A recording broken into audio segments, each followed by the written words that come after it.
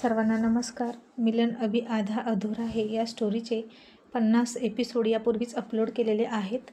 कृपया ते सगळे एपिसोड ऐकण्यासाठी आपल्या चॅनलला भेट द्यावी. राणी रोहित आता मॉलमध्ये खरेदी करत होते आणि राणी ज्या चेंजिंग रूममध्ये चेंज करायला गेली आणि तिनं सपनासाठी दरवाजा उघडा ठेवला, त्याच चेंजिंग रूममध्ये दरवाजा उघडा दिसला म्हणून रोहित घुसला आणि त्यानं आतून दरवाजा लावला. इतक्यात राणीला वाटलं सपना आली आणि ती म्हणाली, ताई ही चेन जरा लावून द्या, खूपच खाली आली आहे ही, माझ्या हाताला येत नाही. आणि हे ऐकलं तसं रोहित चकित झाला आणि म्हणाला,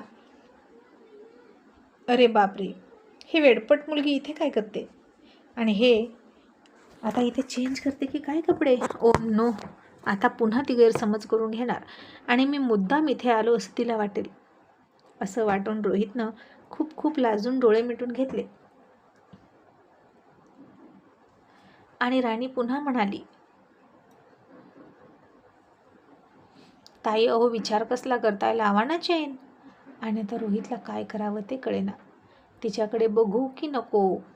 तिची पाठ पूर्ण रिकामी असेल आणि कसं दिसेल ते, आणि ती कशा अवतारात असेल, शी, असं म्हणून तो तिच्याकडे बघतच नव्हता. आणि राणी पुन्हा म्हणाली, ताई अहो लावा ना. आता त्यातच काही वेळ गेला आणि इतक्यात बाहेरून कोणीतरी ओरडायला लागलं आणि म्हणालं, अरे कोण आहे आतमध्ये, किती वेळ झाला, इतका वेळ लावतात का, आम्हालाही चेंज करायचं आहे. आणि हे ऐकून रोहित म्हणाला, आता मेलो.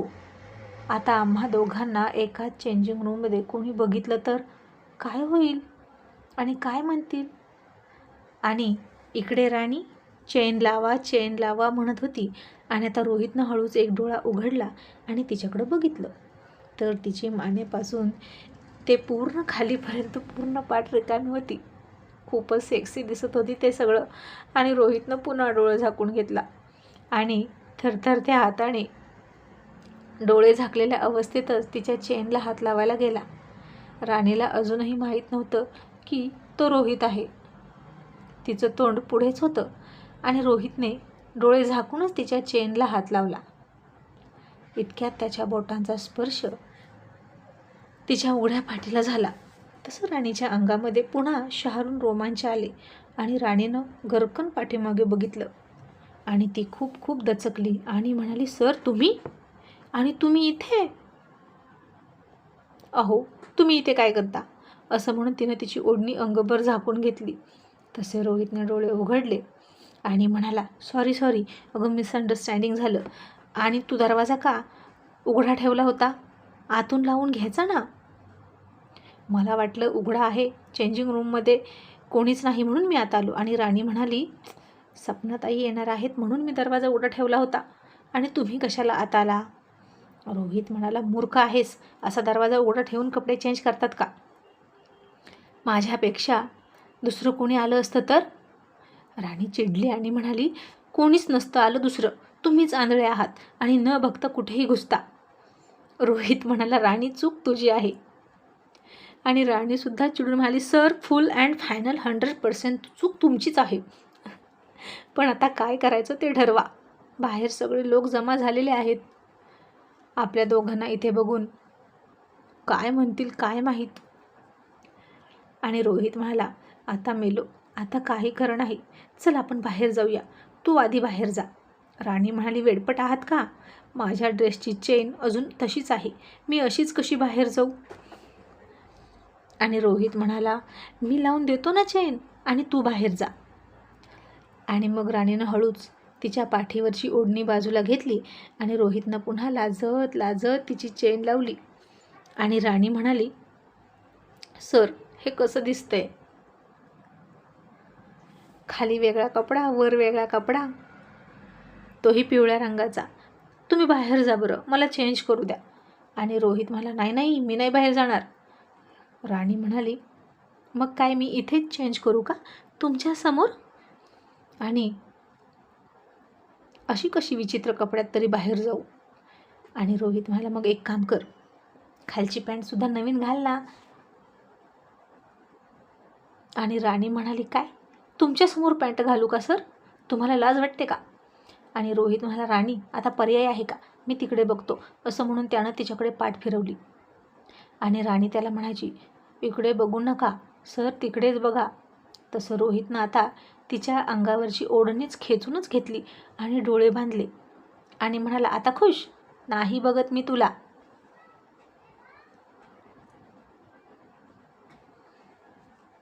पटकन घाल. आणि आता बाहेर लोकांची गर्दी झाली आणि हा काय प्रकार आहे, कोणालाही काहीच कळेना. आणि राणीनं रोहितकडे बघत कसं बसं लाजत लाजत एक पॅन्ट काढली आणि दुसरी पॅन्ट घातली पिवळ्या ड्रेसवरची.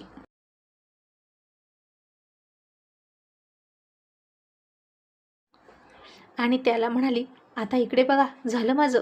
आणि रोहितनं त्याच्या डोळ्यावरची ओढणी सोडली आणि राणीला बघितलं तर वाव, किती सुंदर दिसत होती गोरी गोमटी गोबऱ्या गालाची राणी त्या पिवळ्या ड्रेसमध्ये.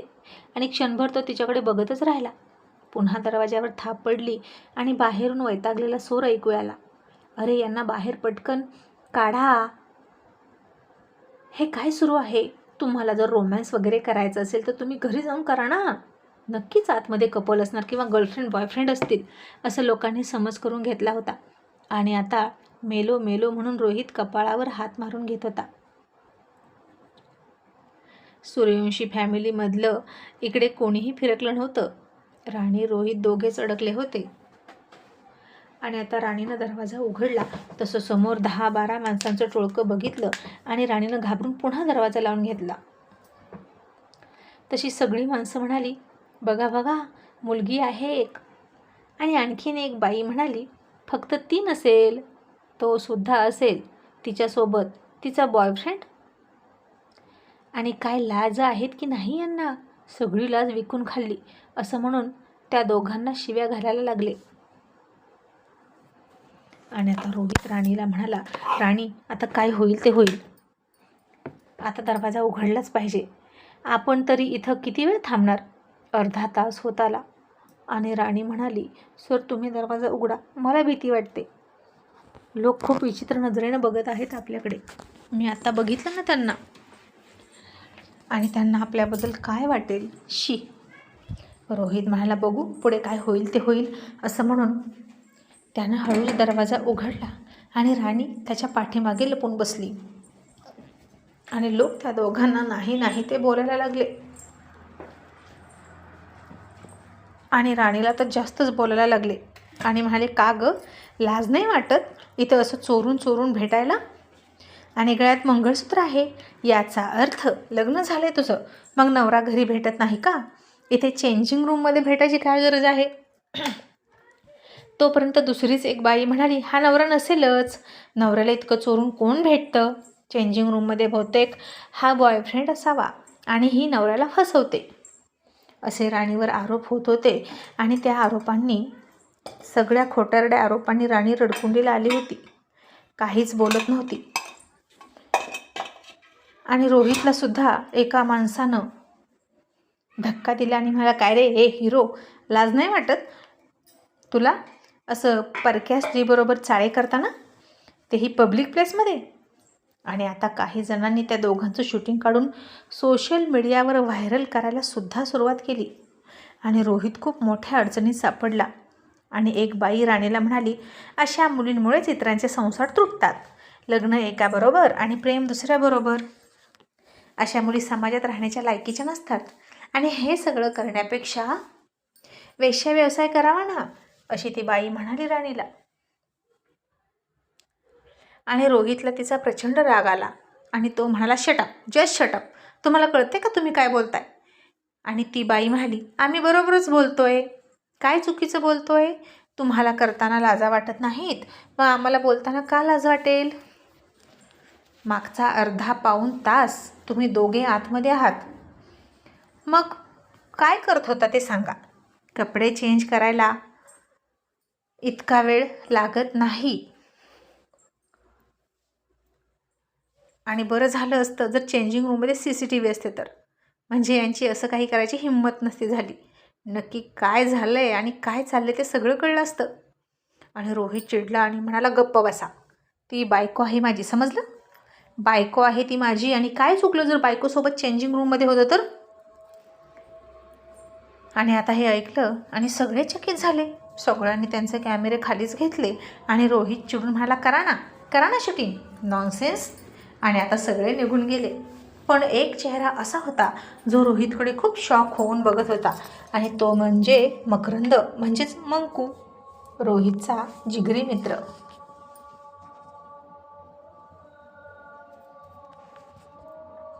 आणि त्याला प्रचंड धक्का बसला रोहितच्या तोंडून हे ऐकून की ही मुलगी त्याची बायको आहे. आणि रोहितने लग्न केलं. कधी केलं, कुठे केलं, कसं केलं, काहीही माहीत नाही. आणि मकरंदनं आता रोहितला भनकही न लागू देता सगळ्या मित्रांना ही गोष्ट सांगितली. आणि आता सगळ्यांनीच रोहितची क्लास घ्यायचं ठरवलं. खरं काय आहे हे त्याच्याकडून काढून घेऊया असंच म्हणाले. आणि त्या मित्रांनासुद्धा खूप धक्का बसला होता. पण आता इतके दिवस राणी त्याची बायको आहे आणि आपलं लग्न झालं ही गोष्ट लपवून ठेवणाऱ्या रोहितनं आज सगळ्यांसमोर राणी माझी बायको आहे आणि तुम्ही तिला असं बोलू नका, ती तिच्या नवऱ्यासोबत चेंजिंग रूममध्ये होती, मग काय प्रॉब्लेम आहे, असं जेव्हा तो म्हणाला तेव्हा राणीला फार बरं वाटलं. आज त्यानं खुलेआमपणे जाहीरपणे मान्य केलं त्यांचं लग्न. आणि ती रोहितकडे भारावून जात बघत होती. मग सगळ्यांची शॉपिंग झाली आणि राणीच्या अंगावर आता तोच ड्रेस होता आणि खूप सुंदर ड्रेस आहे असं सगळेच म्हणायचे. आणि रोहित म्हणायचा, मग आपली चॉईस चांगली आहे, मी डोळे झाकून जरी कपडा निवडला ना तरीसुद्धा तो चांगलाच निघतो, होणार आहे दादा. आणि राणी मुद्दाम तोंड वाकडं करत म्हणाली, असं काही नाही, मी सुद्धा तोच ड्रेस घेणार होते आणि नेमका तुम्ही सुद्धा तोच दिला. आणि रोहित म्हणाला, बरं कळलं, मग दुसरे ड्रेस आणि साड्या कोणी सिलेक्ट केल्या. आणि राणी गप्प बसली आणि म्हणाली, आता चला, असं म्हणून ते सगळे मॉलच्या खाली आले. आणि आता राणीला तर रोहितची भुरळच पडली होती आत्तापासून. आता रोहित फुटपाथवरून चालत होता आणि त्याची गाडी खूप लांब लावली होती त्यानं, पार्किंगची इथे सोय नव्हती म्हणून. आणि तो वरून चालत होता, राणी त्याच्यासोबत निघाली होती त्याच्या गाडीत बसायला. आणि आधीच रोहित उंच होता, त्यात फुटपाथवरून चालत होता आणि राणी खालून चालत होती आणि ती अजूनच खूपच बुटकी दिसत होती. मग तिनं त्याला थांबवलं आणि त्याला खाली उतरवला आणि स्वतः फुटपाथवरून चालायला लागली. मग दोघांचीही उंची तिनं हातानेच मोजली आणि इक्वल. आणि आता कुठे राणी त्याच्या बरोबरीला लागत होती आणि आता परफेक्ट आहे, चला, असं म्हणाली. आणि रोहितनं डोक्यावर हात मारला आणि नेहमीप्रमाणेच त्याचे हात झटकून, कॉलर झटकून गॉगल लावून पुढे निघाला. आणि पाठीमागं चालणारी राणी आता रोहितसारखं सेम टू सेम करत होती. त्याच्यासारखीच कॉलर झटकत होती, हाताच्या बाह्या मागे सरकत होती. तिला तर आता रोहितचं वेडच लागलं होतं. आणि इकडून तिकडून येऊन जाणारी बाकीची मंडळी मात्र तिला बघतच होती. पण राणीला आता आपल्याला कोणी बघतंय कोणी नाही याचं भान नव्हतं. आणि इतक्यात रोहितला सिद्धूचा फोन आला आणि सिद्धू त्याला रागात म्हणाला, रोहित, आपल्या ठरलेल्या ठिकाणी ये. रोहित म्हणाला, का रे, काय झालं. सिद्धू म्हणाला, तू पटकन ये. आणि रागात फोन ठेवला. रोहितला आता कळालंच नाही की नक्की काय झाले. आणि रोहित जागेवर थांबला. त्यानं पाठीमागं बघितलं. तशी तिच्या धुंदीत रोहितची ॲक्शन करत चालत येणारी राणी त्याला येऊन धडकली आणि पाठीमागं पडणार इतक्यात रोहितनं तिचा हात पकडला आणि पुन्हा सरळ उभा केली आणि म्हणाला, काय चाललंय तुझं, पुढे बघ. राणीनं आता जीभ चावली आणि लाजून म्हणाली, सॉरी. मग तो राणीला म्हणाला, तू एक काम कर, तू वहिनीसोबत आणि आईसोबत घरी जा. आणि राणी लगेच म्हणाली, आणि तुम्ही कुठे निघालात. रोहित म्हणाला, टिपिकल बायकोसारखी प्रश्न विचारू नकोस, मी माझ्या मर्जीचा मालक आहे. आणि राणी तोंड वाकडं करत म्हणाली, मेघना मॅडमसोबत निघालात का, तसं असेल तर खरं सांगा.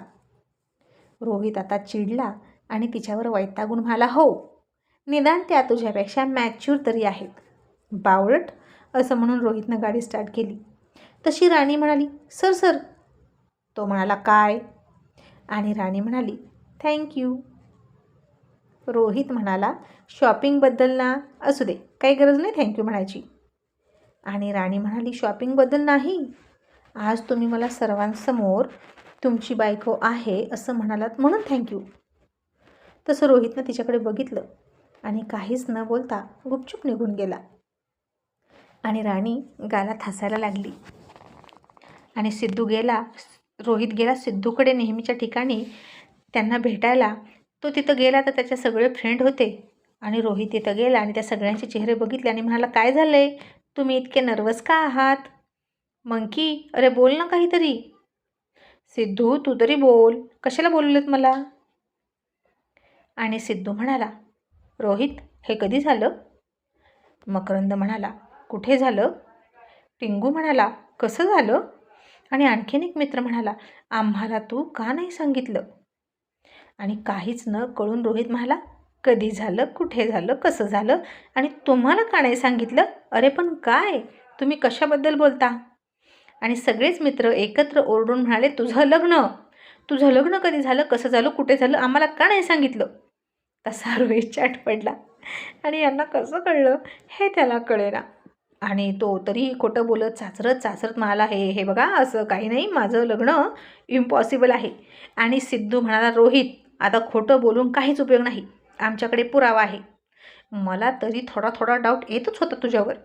ती मुलगी सतत तुझ्यासोबत असायची आणि तू नेहमी थापा मारायचा आणि मला कटवायचा. पण आता कन्फर्म झालं आहे की तुम्ही दोघे एकत्र का असता.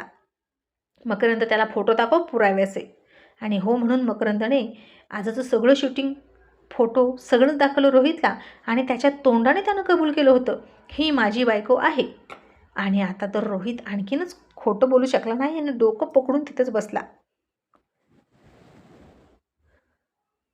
आणि त्याचे मित्र म्हणाले, खोटारडा कुठला, लग्न करणार नाही म्हणून किती ओरडत होता.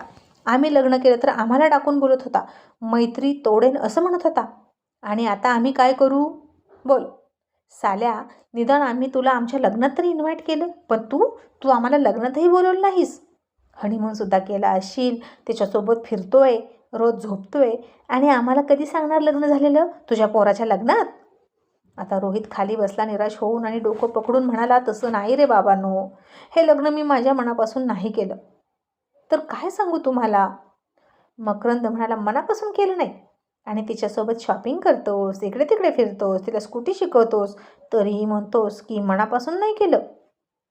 आणि मग रोहितनं त्या सगळ्यांना सगळा लग्नाचा इतिहास सांगितला.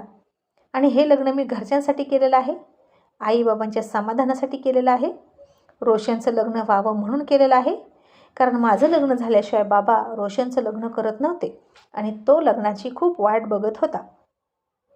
आणि आम्ही दोघे नवरा बायको असूनसुद्धा नवरा बायकोसारखं राहत नाही. आमच्यात काहीच संबंध नाहीत आणि लग्नाचं कुठलं बंधनही नाही. आणि हे आम्हा दोघांच्या मर्जीनं सुरू आहे. आम्ही सगळं नाटक करतो अँड दॅट्स इट असं म्हणून रोहितनं त्याच्या भाषणावर फुल स्टॉप दिला. आणि सगळे चकित झाले आणि म्हणाले, रोहित, अरे असं कसं, त्या मुलीच्या काहीच अपेक्षा नाहीत का तुझ्याकडून? रोहित खरं बोलत म्हणाला, आधी नव्हत्या, पण आता ती हळूहळू अपेक्षा ठेवायला लागलेली आहे असं दिसतंय. पण मी तिला निक्षून सांगितलेलं आहे, आम्ही जो बॉन्ड केला आहे त्यानुसार वागायचं म्हणजे वागायचं. मी तिला टच करणार नाही आणि तिनंही त्या अपेक्षा करायच्या नाहीत. बेडरूम बाहेर आमचं नातं वेगळं आहे आणि बेडरूमच्या आत वेगळं आहे. आणि आता हे सगळं ऐकून त्याच्या मित्रांनी डोक्यावर हात मारला आणि त्याला समजावून सांगत म्हणाले, रोहित, तू सूर्यवंशी आहेस, वचनाचा पक्का आहेस, आम्हाला माहीत आहे. पण रोहित, ती जर मुलगी आता तो बॉन्ड तोडायला तयार असेल, तुझ्या दिशेने एक पाऊल टाकत असेल, तर तूही तिला स्वीकार. आता लग्न केलंच आहे तर वाईट काय आहे त्यात? काय हरकत आहे संसार करायला? आई बाबासमोर जे नाटक करतोस तेच नाटक खरं करून दाखव. आणि रोहित नाहीच म्हणाला, ते शक्य नाही. माझ्या स्वप्नांच्या आडेनारी एकही गोष्ट मला मान्य नाही. मी लग्न केलं असलं तरी मी माझ्या बाबांना कधीच माफ नाही करणार. असं म्हणून रोहित निघून गेला. आणि सगळ्यांना हे सत्य कळलं. पण आता त्याच्या सगळ्या मित्रांना राणीचीच काळजी वाटायला लागली आणि कसं होईल बिचारीचं असं वाटलं. आणि राणी आता घरी येऊन तो ड्रेस आरशात बघत होती आणि खुश होत होती. तिनं कपाट उघडलं, तो बॉन्डचा कागद हातात घेतला आणि कधी तुला फाडून टाकू, तो शुभ दिवस कधी येईल असं मनातच म्हणत होती. आणि इतक्यात तिच्या रूमचा दरवाजा वाजला आणि राणीनं पटकन तो कागद तिथेच असलेल्या रोहितच्या गाडीच्या फाईलमध्ये ठेवून दिला आणि दरवाजा उघडला तर सपना होती. आणि सपनानं बघितलं राणी आतमध्ये काय करते. सगळे कपडे ठेवले होते बेडवर काढून. आणि सपना म्हणाली, राणी तुला आईनं बोलवलेलं आहे, काहीतरी काम सांगणार आहे ते तुला, जा. आणि राणी लगेच हो म्हणाली आणि गडबडीत गेली. तशी सपना आतमध्ये आली आणि बेडवर पसरून ठेवलेले राणीचे ड्रेस तिनं बघितले. आणि हे सगळे ड्रेस रोहितनं निवडले आहेत तिच्यासाठी. आणि खरंच राणी सुंदर दिसते त्यामध्ये. आणि हे ड्रेस मला कसं दिसले असते असं म्हणून तिनं ते स्वतःच्या अंगाला ड्रेस लावून पाहिलं आणि आरशात बघू लागली. पण आता हे सगळं माझं नाही हेही वास्तव तिला कळलं. आणि तिनं पुन्हा तो ड्रेस फेकून दिला. रोहितच्या फोटोकडे रागात बघितलं आणि त्याचा फोटोसुद्धा तिनं टेबलवरून खाली ढकलून दिला आणि बेडरूमच्या बाहेर निघून गेली.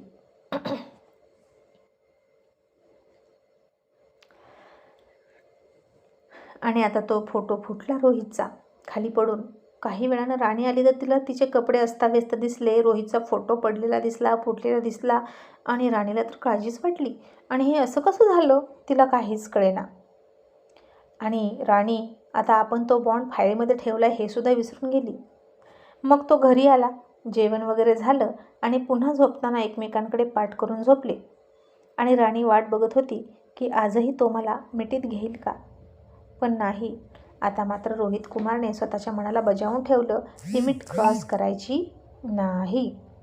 आणि तो पुन्हा त्याची घडी घालूनच झोपला. आणि रोजचा येणारा दिवस राणीचा असाच कोरडा जायचा. आणि रात्र तिला खायला उठायची आणि ती निराश व्हायची. मग आता रविवार आला. मल्हारराव रोहित राहू त्यांच्या कारखान्याविषयी डिस्कस करत होते आणि ते टेरेसवर बसले होते.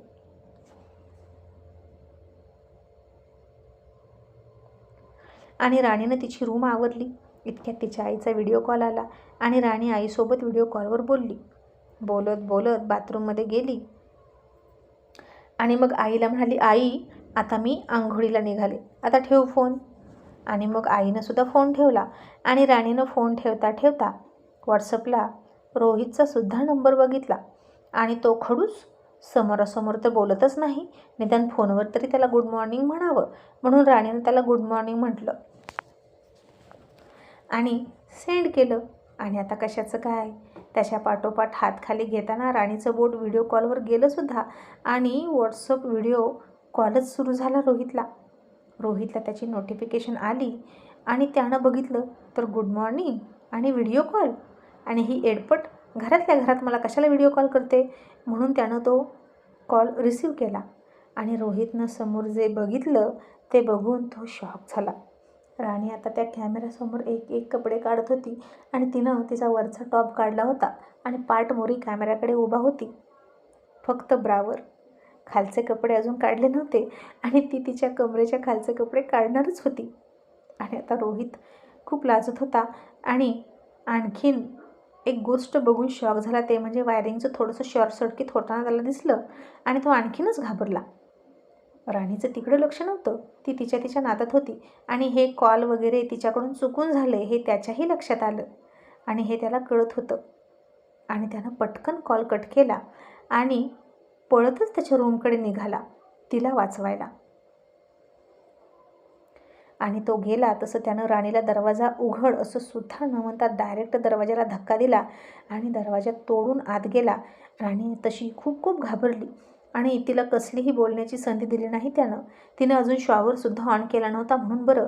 आणि रोहितनं तिला काहीच बोलू न देता हाताला पकडली आणि बाथरूमच्या बाहेर ओढूनच घेतली.